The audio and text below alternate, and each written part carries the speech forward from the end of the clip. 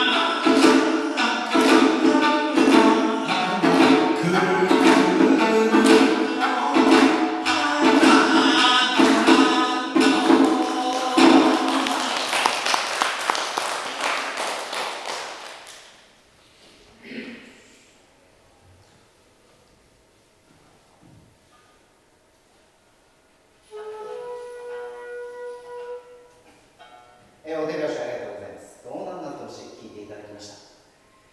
ここで、本日の出演者紹介させていただきたいと思います。三味線小野美香、私しい司会と、タイプこれから尺八を弾きます、ギターの糸をします。そして、本日の歌い手、先ほども紹介しましたが、地元で検証会という会で、お弟子さんの指導を育成しております金橋健三先生です。2曲目に「差し追い分け」を聴いていただきますが、この曲は前歌、後歌、後歌と、3部構成に分かれています。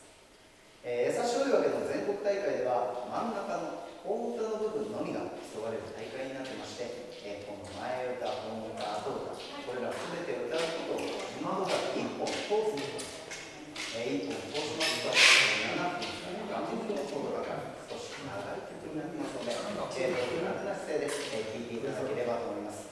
それでは差し追い分け1本通してお聴きください。